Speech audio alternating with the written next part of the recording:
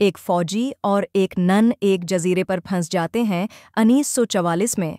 दूसरी जंग अजीम के दौरान अमरीकी मेरीन कैप्टन एलिसन के ग्रुप पर जापानी फौजियों ने हमला किया, जिसके नतीजे में वो कई दिन तक समंदर में भटकते रहे, यहाँ तक कि इन्हें एक जजीरा नजर आया।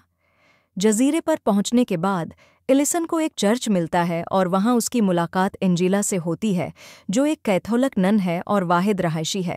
एंजेला बताती है कि वो बुजुर्ग पादरियों को जापानी फौजियों से बचाने के लिए एक पादरी के साथ जजीरे पर आई थी, लेकिन जापानी पहले ही उन्हें ले गए थे और उनके साथ आने वाला पादरी बाद में फौत हो गया, जिससे वो अकेली रह गई। एलिसन अपनी कहानी सुनाता है, जिसमें वो बताता है कि वो एक मेरिन है जो जापानी हमले से बाल बाल बचा और इस जजीरे पर आ गया। जजीरे पर बका और मुश्तरका माजी। एंजेला रहनुमाई के लिए दुआ करती है, फिर वो और एलिसन खाने की तलाश करते हैं। एलिसन नारियल और फल इकट्ठे करता है। एलिसन समंदर में एक कछुआ देखता है और एंजेला की मदद से जदोजहद के बाद वो उसे कामयाबी से पकड़ लेते हैं।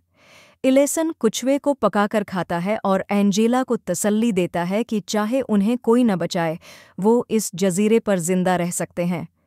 एलिसन और एंजेला दोनों ये इंकिशाफ करते हैं कि वो यतीम हैं।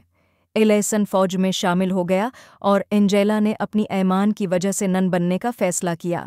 जजीरे पर जिंदा रहने की जस्तजु एलिसन और एंजेला अपनी मुख्तलिफ एतक़ादात के बावजूद जापानी लड़ाका तैयारों के ऊपर से गुजरने पर एक साथ छपने पर मजबूर हो जाते हैं और एक गार में पनाह लेते हैं। जापानी तैयारों की शदीद बमबारी में उनका पनाह गाह और चर्च तबाह हो जाता है। फिर जापानी फौजियों का एक दस्ता मौसमियात का कैंप कायम करने के लिए आता है, जिसकी वजह से वो दोबारा छपने पर मजबूर हो जाते हैं। एंजेला ये तजवीज़ देती है कि वो खुद को जापानी फौजियों के सामने हथियार डालकर एलिसन के भागने का मौका फराहम करे, मगर एलिसन इसकी हिफाजत के खौफ से इनकार कर देता है। एलिसन मछली पकड़ने के लिए चुपके से निकलता है और जापानी फौजियों की नज़र से बाल बाल बच जाता है।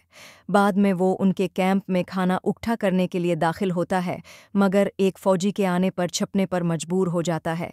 बचाव और बढ़ती हुई करबत खतरनाक हालात की वजह से एलिसन को जापानी कैंप के करीब रात गुजारनी पड़ती है। अगली सुबह एलिसन फौजियों के मुश्क करने के दौरान चुपके से एक थैला चरा लेता है।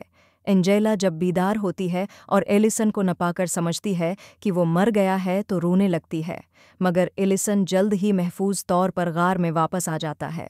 एलिसन एंजेला को एक फूल और एक कंघी तोहफे में देता है और फिर पूछता है कि क्या वो नन बनने के बजाय एक आम जिंदगी गुजारना चाहती है, जो उसके बढ़ते हुए जज्बात को जाहिर करता है।